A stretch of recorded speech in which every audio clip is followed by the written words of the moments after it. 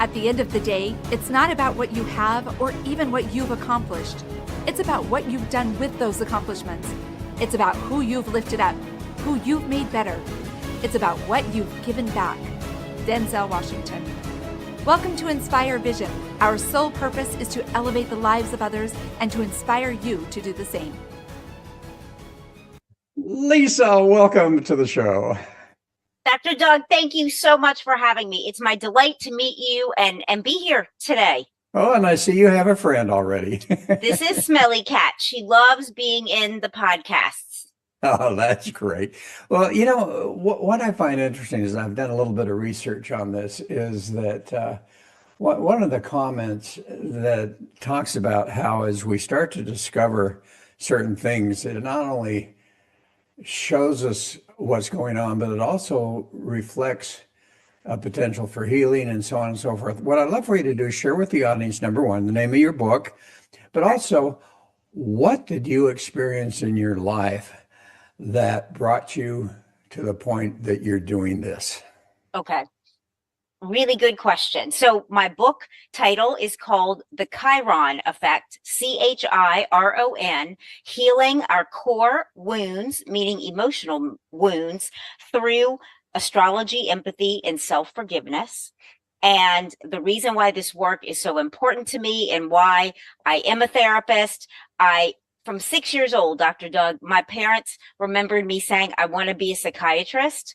And I've always been so curious about people and what makes us tick, like our habits, our patterns. And I know that our lives are composed of the thoughts that we think every day on repeat that become our beliefs. Those beliefs inform the actions that we take and that we don't take. And I really am inspired to help people expand those parameters, those boundaries that we put upon ourselves, believing we can't or shouldn't. And that's why I really love working with people, to help them heal, because as we heal ourselves, we're able to step more into the life that we really want to have, and life meets us there.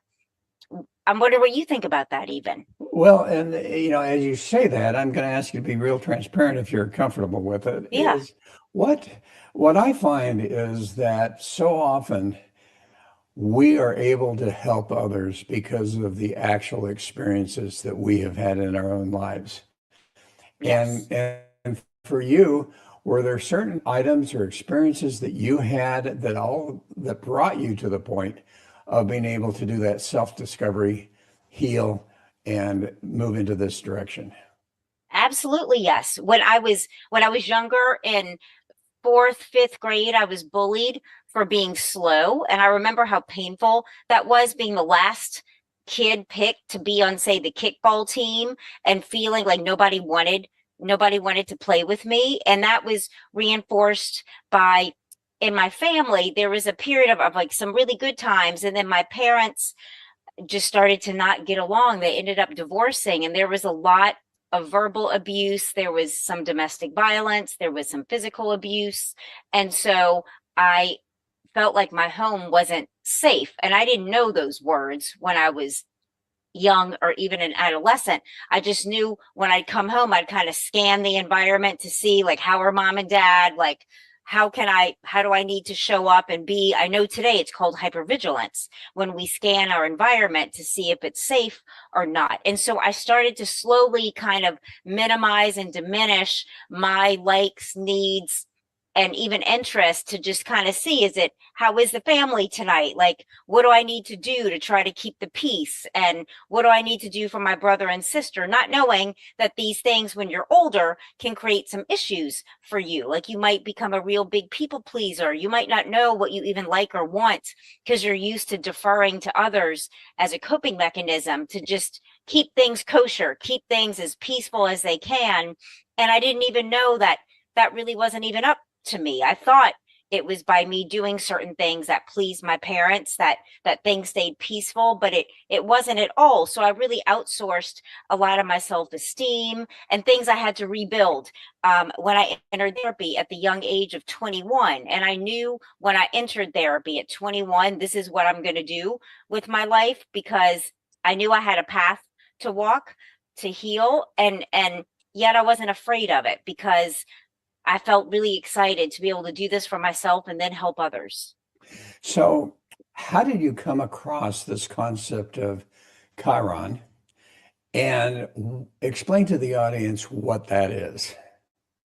Sure. So I've been a psychotherapist since 2000 is when I got my license. I started practicing in 1998. So over 25 years now that I've been a therapist. And about 10 years ago, I started to get really frustrated, Dr. Doug, and wondering, why do I have so many successful clients that are experiencing anxiety and depression?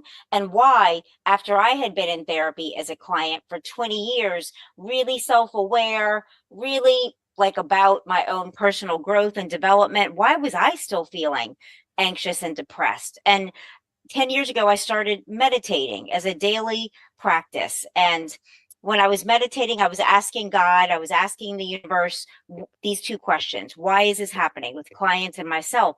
And I just heard this kind of whisper, Chiron, Chiron. And I was not very impressed and I ignored it at first. But I learned enough to know that when there's something meant for you to have information, it's going to keep coming up. And the sooner you answer that call, the easier it's going to be, rather than if you keep ignoring your intuition, ignoring the signposts. They tend to get louder and more dramatic. So I was like, okay, I'm just going to start Googling this Chiron thing. And I learned that Chiron was in Greek mythology a healer.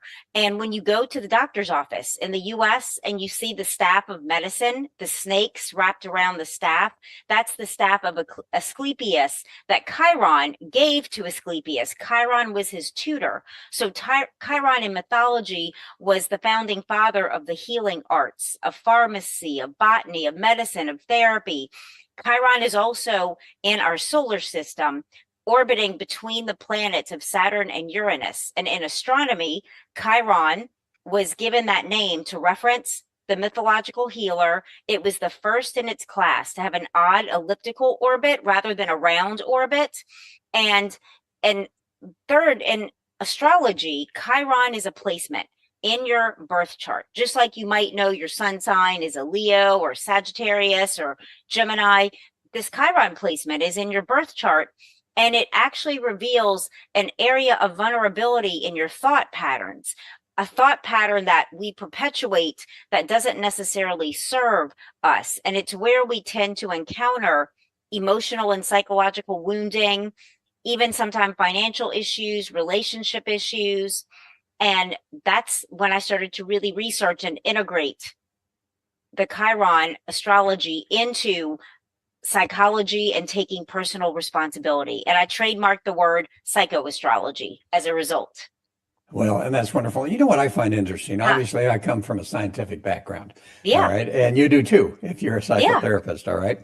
And one of the first questions that came to my mind as I was reviewing things for the podcast today was, how on earth do they come up with these different wounds that Chiron astrology suggests based on your birth chart?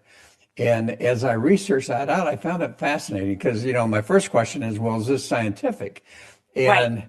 and it's like, well, no, there's no scientific, but at the same time, as I was researching it out, I discovered that there were a number of people early on that started looking at this that had a number of different clients or patients. And over a period of time, they started to identify some commonality.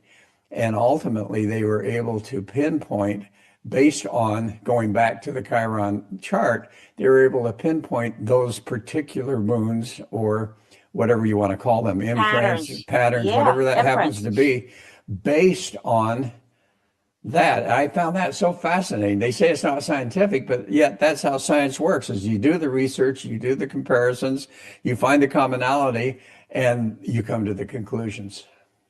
And Dr. Doug, I want to share with you and our audience that I really struggled with this astrology component when I started researching and knew I wanted to write a book, because I was struggling with the issue. Are you telling me that when I was born and the stars being in the sky means that I am X, Y, and Z? I'm a really big believer in free will and taking personal responsibility. And finally, in meditation, it was this huge download. It was like, no, Lisa, You wrote your chart. You chose these aspects and attributes before you came into your physical incarnation that you wanted to explore as a human being. And now that you're here, you do have free will and you do have the ability to learn skills you might not have or know today to change and shape your life. So this isn't dictated to you. It was written by you, kind of how you thought you wanted to explore this planet. And it's absolutely up to all of us to take our twists and turns and choose those experience. How does that land with you?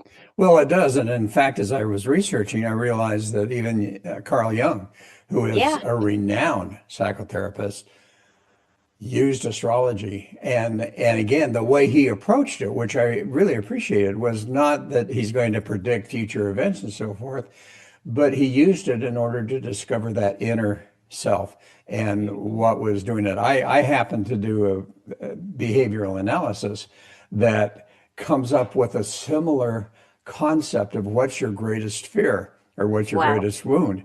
And Hmm. what I did, and you'll love this, is I did my own chart. All right. Yeah. I went in and researched it and found it. And I found that it was so similar from what Chiron said versus what my personal behavioral analysis said as far as Yes. what is that wound. The other thing that I really love, and I want to get into this more, is Melanie Reinhardt, who I think was one of the beginning people who really researched this out, made a Yes. comment, and I think it's important for the audience to understand what this is really all about. She says Chiron's placement shows us where we are wounded, but also where we have the potential to heal ourselves and to help others heal. Hmm. And so it's not just a matter of discovering that personal imprint or those type of discoveries subconsciously, but also by allowing us then to take that and as we overcome it to be able to be a gift to others. So I'd love for you to share how you've helped people and maybe share some examples of people that have experienced some things, how you've used this to help people not only overcome those beliefs, but also to really become. Yes. I love this question. And many people just like you, Dr. Doug, that are in the healing arts, you've already been about your self-discovery and personal transformation, that when you learn about your Chiron, it's more of a confirmation that you're on your path, you've been on your path. This lines up with the other modalities that have resonated with you. And it's really kind of like very affirming, I think. And that's been the case for a lot of my clients. I work with a lot of therapists, in fact, in my practice. Wow. And it's really been clarifying and affirming for them to know that they've been healing this. And wounding has been the word that we're using. I'm going to also put out here, wounding is on a spectrum. So for some people, it is deep wounding when you've experienced some traumas like sexual abuse and domestic violence and neglect. That's a big wound. For others that haven't experienced that, fortunately, it's more of an ouch. It's more of a ooh, like when this comes up, it's uncomfortable, but it's not necessarily a wound. So be aware of that, because I don't want people to be afraid to learn about their Chiron. It really reveals where we might even feel like we have some low self-esteem, or we might want to hide that part of ourselves. That it might not be outwardly obvious that though on paper we're really successful with the Chiron and Aries placement, inwardly you might feel like you're not good enough, and you keep performing and you keep achieving, hoping to feel better about yourself. But it takes you making that connection that I'm trying to value myself through achievement rather than, okay, you can achieve all you want, but first and foremost, let's just approve of ourselves and let's give ourselves a break and not be so harsh, for example. So it's really personal discovery. So many of my clients have loved hearing and learning about this to apply it to what they're going through in their lives, to just have a clearer roadmap moving forward. So, any examples you can share where you had a client come in without obviously using names and the process that you took them through to the point where not only did they discover the wound, overcome it, but then were able to use it as a gift to others? Yeah, I have actually quite a few very prolific clients that are also podcasters, and they've used the work we've done together to start their podcast, write a book, really be able to offer and serve more in the community and in their world by understanding that there wasn't really anything wrong with them, that they had some natural responses, natural and healthy responses to painful things, and to forgive themselves. My book centers upon self-forgiveness and empathy. So this client in particular, and others, it's really the self-forgiveness piece that sets them free. I think we weren't really taught, Dr. Doug, that forgiveness is for ourselves also. It's not just for others. And that's been really life-changing for the people I work with, to learn to forgive themselves, especially women. Yeah, and how do they do that? I mean, we talk at certain levels about, well, this is what they need to do, and this is what they need to do, and so forth. But how do you help an individual to learn self-forgiveness? Because that's not real easy. We can do it right now. There's a beautiful practice that I offer and share with clients when, and all of you listening or watching, think of something right now, in fact, that's a struggle for you, where you really don't feel good about how things turned out. It's like this pain point. And I'm even recalling something in my life where it's been hard to like move on from it, even though it's been several years. Like I've judged myself for it. So something like that. And if you can just kind of even close your eyes and settle into that space you were in when you said or did or showed up in this way that just, feels so painful, uncomfortable for you. And if you can just even put your hands over your heart and speak to that part of you, I'm just so sorry you went through that.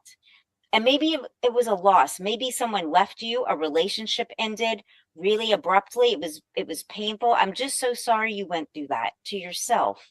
Like, to really connect with that part of you and give him, her, them that empathy. I'm just so sorry you went through that. And what do you need from me? And next step is like, what do you need to know from me about that? Like, what do you need to hear? And often it's, and I'm sorry. And if that person isn't in your life to say I'm sorry, so often things happen, a rupture in a relationship, and the appropriate amends aren't made. So you don't need it from that person. You can give it to yourself. I'm just so sorry. And even say to yourself what you wish they would have said to you. And again, you're going to slow this down. I'm rushing through it in the interest of time, but you're going to really slow this down and even write about it. Write what you wanted to hear, what you needed to hear and didn't. And I invite you then to burn that in your sink as a way to release, to really release from yourself this judgment, this pain, this criticism. And I walk clients through doing that with different occurrences in their lives to really let themselves off this hook. So as we talk about that, what comes to my mind is a client that I had Yeah. that we used NLP, and I'm certified in NLP. And Yeah. so as we went back and I'm looking at reframing, so I use the word reframing. So in his case, very much I'm not good enough. His experience comes from a childhood experience in school where the teacher was abusive, mentally and emotionally, put him in the back of the room, you're stupid Mm. type of thing. So it wasn't an event that caused that he was the result or he was the cause of the pain, but rather it was his perception of what was happening. And as we went in and reframed that and he understood that it had nothing to do with him, it had everything to do with the teacher, Yes. because he was very bright. But as we went through that, how do you work with that? And what's the differentiation between our perceived limiting beliefs, which I believe have a lot to do with perception as a young Hmm. child, versus the actual wounds that may occur to us that we need to forgive ourselves for, or maybe forgive others. Yes. And I think I hear you talk about, on one hand, there's the reframing, using our mind, using our intellect and our intelligence to see other possibilities besides the one that we decided was true. And that is a necessary step in healing. I think often before people can get there, they need to just feel attuned to and really just feel like, I'm just sorry you went through that. And often that person isn't here anymore. Like in the when it pertains to this client. It was when he was younger. So the people aren't here the teacher isn't here to make the amends. So I think the reframe is excellent, as well as if that ever comes up again and it starts to release, it's like the volume of a stereo turns down of these triggers. It's less intense, it's of shorter duration, that I'm sure over time now, if this comes up for him, it's turned way down than what it was before.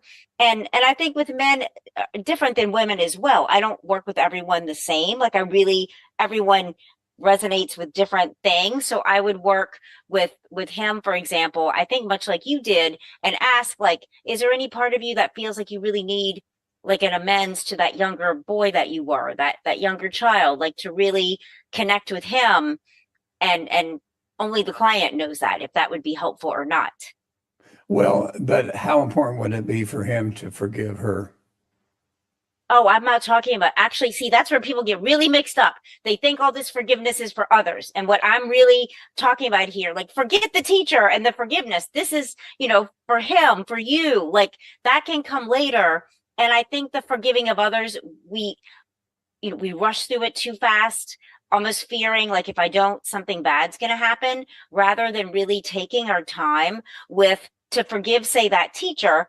I think it would take some real growth and him to really feel solid again. Like, I am not wounded by this. Like, actually, this, like, I'm not shaken by it. And this teacher clearly had some mental health problems, serious issues going on, to maybe just even that's enough. Like, forgiveness doesn't necessarily have to be like, oh, I'm so sorry this person was that unhealthy, and but just to even have it not feel so powerful. So I think forgiveness is in layers, I talk about in my book, even. Okay, so sometimes it's just awareness, as you Yeah, say. It's just that's awareness. So enough. forgiveness is one element. What are some of the other elements you talk about in your book? I talk about empathy and self-empathy, and really, again, this attunement to ourselves. When you grow up in a healthy family, your caretakers attune to you appropriately. When you fall and skin your knee, they're right there on the ground. Come on, let me get you up, let me clean you up. However, that doesn't happen a lot of the time with every situation. And many people grow up having navigated really big things, a parent dying, and no one thinks to pull the child aside and be like, how are you? Because they're in so much grief themselves. And you just kind of grow up and time moves on, and all of a sudden you're adult, but all these things have happened and they never really feel like they've been healed or resolved. So that's where the self-attunement, really being empathetic towards yourself, understanding how some of your experiences are influencing you today, like the personal responsibility piece, and what you want to do about it. If there's anything you feel like you really want to address and work on from your past, so that you're showing up really authentically, being kind, being yourself, not hurting others like you were hurt. So my book addresses all of those aspects as well, of who do you want to be now that you have this awareness that there could be some things to heal. Okay, so you have your core wound, you recognize that, and then the process is number one, to forgive yourself if for whatever that happens to be, have that empathy. What else is there? What are the steps that your clients will take to actually Yeah. get to the point where not only have they overcome that, but now they have discovered that, oh, here's a gift that because of this, I have become and I can become, maybe they haven't necessarily, but they can, and realize that here's a way that I can now take that experience and rather become the victim of it, I can become empowered by it.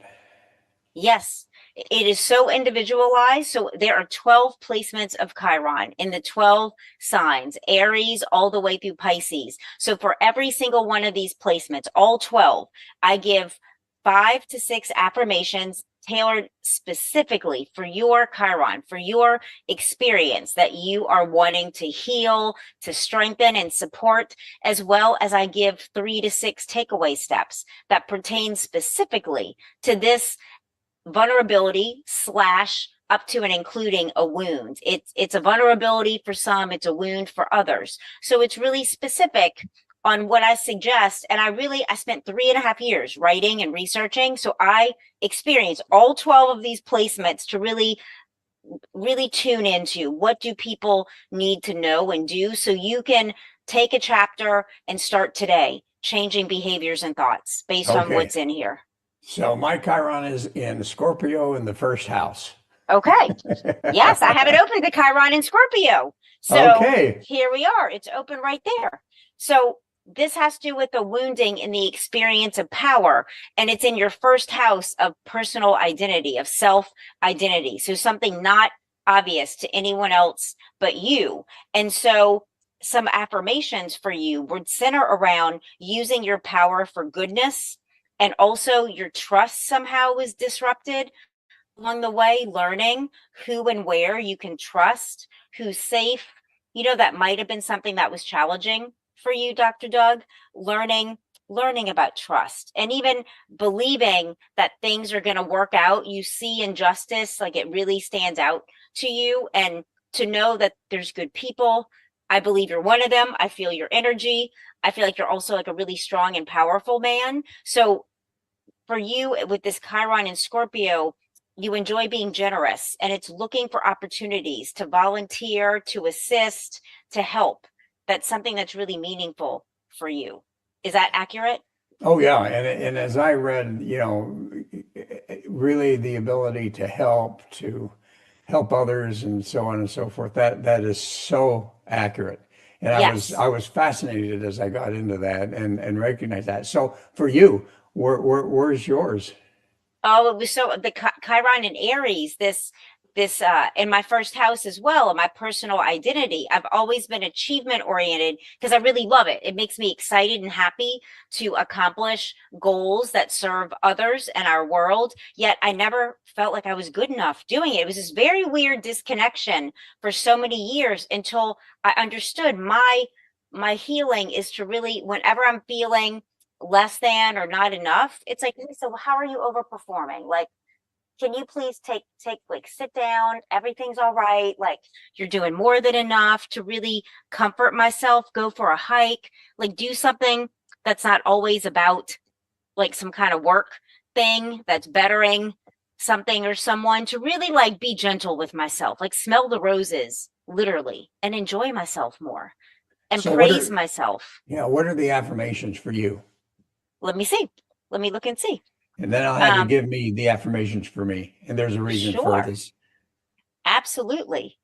Let's see. Chiron and Aries affirmations are: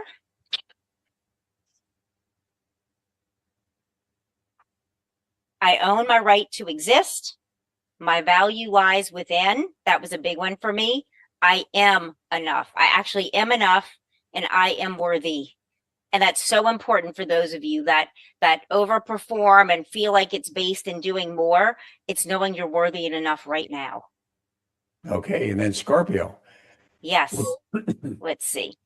The Scorpio affirmations, they're different. They're about, I use my power for goodness, because there is the possibility of a Chiron and Scorpio person that's not aligned, that's not, really in their self-awareness, that they could use their power to hurt others. So the affirmation is, I use my power for goodness.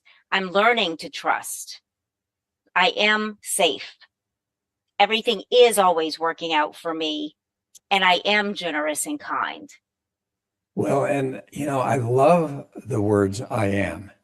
And as we get theologically into that whole thing, I when am I am the great I am. the great I am. Yes. And as we look at that, and I look at that and realize, what? Here's a teaching that most of us miss, is it's not that we have to do this, do this, do this, but we become. And as we become, then we naturally do things. And let's talk about affirmations, because there's so many concepts about affirmations. You put them up on a board in front of you or whatever that happens to be. But scientifically, and we're going to get into that a little bit, when we talk about affirmations, we talk about meditation. What, in your opinion, what do affirmations do for an individual from a standpoint of changing their mindset and actually changing those neurological pathways in their brain. For an affirmation to truly change your subconscious mind and upgrade it, it has to be an affirmation. I baby step it progressively. It's hard to just start saying, I'm rich when there's no money in your bank account. So a better start would be things like looking for the abundance that does surround you. I'm going to look for the abundance that's in my life, and even noticing I'm noticing the abundance that I have, and feeling the feeling of abundance, and baby stepping, show me. And I really draw in what people believe spiritually, like, God, show me that I am abundant. Show me that you are providing for me. Show me that I can, and I'm going to be rich. Like, show me. And it's in that way the affirmation really has some traction in our subconscious mind to start shifting what we believed, and then different things show up, new opportunities show up. How do you see that? Well, as you're talking about that, what comes to my mind is the word gratitude. And as we start to really look at, and I don't like the concept of money. Yeah, I just don't. But Yeah, we can use another one. yeah, but from the concept of gratitude, and as you said, the gratitude for the abundance that I have, living here in Thailand, one of the things that has just really struck me is culturally. I mean, people here are maybe in US dollars, the average person makes maybe, five, two, three, $400 a month. And they live on that. And what fascinates me is they're happy. At least they appear to be on the outside, and they're friendly, they're kind, and so forth. And I think that as we start to recognize that abundance that we have been given, even if it's small, and then I love how you talk about writing it down, that literally we start to appreciate our life and change our perspective of our life and recognize that, there's so many things to be grateful for. Dr. Doug, there are. And I think an important step is to really act authentically, be happy with where we are and what we have, to really appreciate, to really see how blessed, to see whatever, and stop comparing and really tune in to the abundance. Like, I love taking walks, and the flowers, the grass in Santa Monica. I went to the beach yesterday here in California. It's like the abundance of sand, like, it's everywhere in nature, abundance that's just beaming around. And when you really start to feel that, it soothes, it harmonizes us with something bigger and greater that then does allow us to change our lives. Well, and I love the nature thing. I try to walk at least 2 to 3 times a week, and walking around and just looking at the rice fields and the lakes and just the nature that is not necessarily everywhere, but I found a place to walk where I see that, and to appreciate the nature and to recognize that, what an abundance in our lives to be able to recognize that here's this creation of beauty and of nature, and that it exists there to help us to feel better. And I love Thailand. When I was there, people were so kind, so nice, like you said, happiness.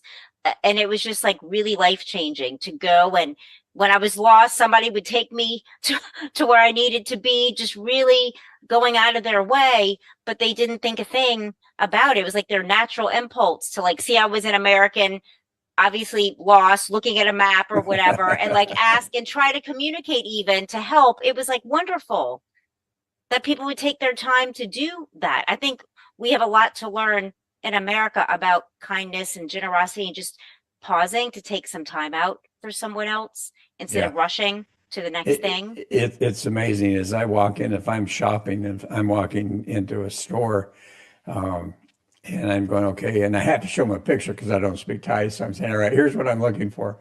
And that individual literally walks me all the way through all of the aisles, and then introduces me to the person who happens to be in charge of that area. And then they sit there and they stay there to make sure that I'm able to find what I can find, what I need to find. So that's awesome. It's fascinating. So we've got the forgiveness, we've got the empathy, we've got the affirmations, Anything else in your book? You know, I do talk about gratitude. Like you were saying, it's so important. It's for me a daily thing. I start my day with gratitude. I end my day with gratitude. There's so much to appreciate when we really have eyes for that. So, any specific examples of someone who literally was self-sabotaging because of those wounds, and ultimately, with your help, you were able to guide them through that process to where they came out on the other end, really Yeah, experiencing life in a positive way. Can you share a specific example and step yeah. by A step? female client that comes to mind was self-harming, like cutting herself horribly. It was so scary. The cutting and damage physically she was doing to her body, and because of self-loathing and just like hating herself and not having any other way to express. And it was several years, and working with her, she was able to completely stop doing that to herself and became involved with animals, and then became a teacher. And like she emailed me years later just thanking me, and it was like amazing to hear from her about how good her life was flowing, how much she appreciated my patience, and just not being afraid of what she was doing. That a lot of therapists even get afraid when there's something like self-harm happening, and she just had really loves her life. And it was like, wow, like that's why I do this, to know like a life, and like generations are changed by what we do and by what you do. Even someone listening and watching, the kindness that you speak and show, it affects people in profoundly positive ways. Well, it does. And you know what fascinates me is so often, you're fortunate because you get feedback from your clients. So often I think, excuse me, as as we seek to touch the lives of others and recognizing that, it's just about the one. It's not about the masses. It's just about the Hmm. one. We don't always get that feedback of what we happen to do, whether it was a smile or whether it was just something that we did for another individual that literally changed their lives. And we don't often get Yes. that feedback that that's what happened, and yet it happens. Yeah, it does. So to keep taking your time with others, and as you feel led, we all have an intuition, to honor your intuition and do what it directs you to do, even if it doesn't make any logical sense, to trust. Okay, so let's talk about those affirmations again, and let's talk about the neurological pathways. Okay. What happens if you've done, and I'm sure you've studied this, what happens when someone is experiencing those wounds and continuing to experience it? What happens? Because what's occurred is they have developed neurological pathways that is literally a habit. This is how I am. And what happens when you start to use those affirmations in a way that it starts to change those neurological pathways and set aside some of the negative ones and start to develop the positive ones? How does that occur? Well, it occurs first and foremost because it's about healing the disruption that happened. That when people have these beliefs about themselves that are harsh, critical, and just awful, it's because something's happened in their lives, that we aren't born thinking these thoughts. Another human being 99% of the time has said something, done something that disrupted your sense of trust and safety in the world. So before we're speaking affirmations, we're doing some deep healing work around, what happened and what meaning did you make of yourself when this happened? And once they're able to fully, release any feelings they might not have been able to share with others at the time, it's like, okay, what if, let's look at this. The reframe is so important. Like, let's look at this and some other possibilities. And like, might it be that you were always good enough, but this person was really wounded and damaged, and they hurt you because they were wounded, not because you're not valuable? And like, how do you want to believe about yourself, instead of being like, I'm not worthy or valuable? Like, how do you want to feel? And I'll have clients write down statements. I write it down with them, so I have a copy, they have a copy, and we'll make, like, say 3 to 5 to keep it manageable, like how you'd really like to believe about yourself.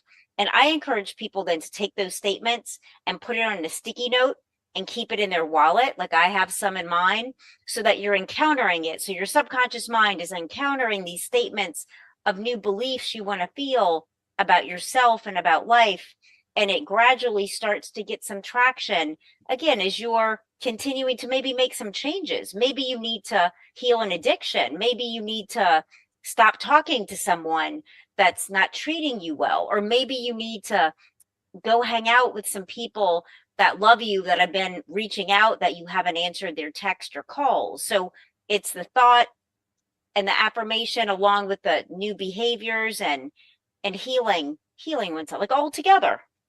And how does meditation fit into all of this? Well, or do you meditate, Dr. Oh, Doug? yes. Oh, yes. Yes.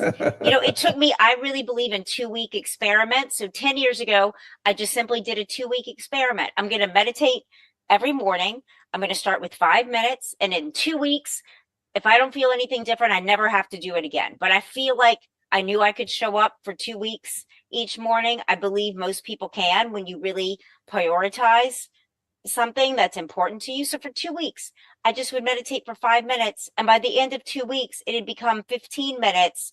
And I was doing a mix of silent meditations and guided YouTube meditations. And I felt so much happier, so much just richer emotionally in my ability to access my range of emotions. Like I just felt like I'm changing, and I'm just going to keep doing this. Like the evidence of my experience showed me that this is valuable. And I encourage you to try a meditation. There's so many ways. You can do a walking meditation, listening to some soft music. You can do a YouTube guided meditation for 4 or 5 minutes. You can go somewhere, participate in group meditation, and just see. And it's amazing what comes up. I mean, you experienced it with the Chiron. It's amazing in my experience and others that I've interviewed that through meditation, all of a sudden these items come up. And as you become aware of that, it allows you then, if it happens to be a, self-sabotaging belief, you recognize, wow, that's there. And you're able to start to set it aside. Or as you say, sometimes just meditating to experience that peace and happiness and joy in our lives. Yes, to me, is just amazing. Yeah, it's worth trying if someone's listening or watching and they haven't. Yeah, And absolutely. it helped me to go to some group meditations, Dr. Doug, as well. Really learn with others to really like dive into this and see what works for you. And different things. For me, it's walking meditation. Yeah. And it goes on for an hour sometimes. So Me too. I love walking meditation. Like yeah. it's my thing. Yeah, too. I love it. I love it. So anyway, as we get to the end, how do people find your book? It's on Amazon. It's at barnesandnoble.com. You can just Google Lisa Tahir, my name, and it will come up, or the title of the book. It's on walmart.com, and I'm the audio voice on the Audible, the audio book. It's my voice. So it's also available that way and on Kindle. And how do people find you if they want some help? Thank you, Dr. Doug. You can find me. You can Google my name. Again, Lisa Tahir, Tahir.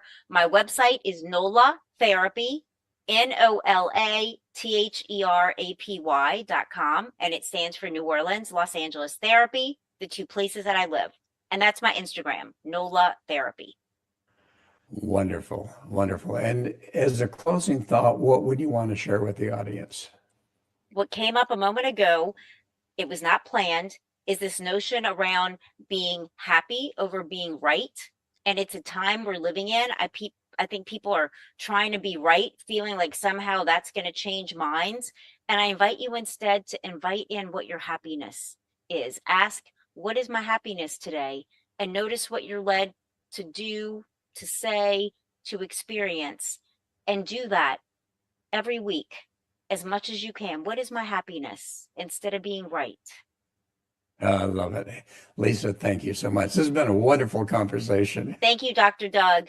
You're awesome. Well, and so are you. I appreciate it so much. Folks, please go get that book. I've gone through it a bit and it is just fascinating. And again, here's a fascinating approach that might change your lives. So again, Lisa, thank you so much for making a difference in other people's lives.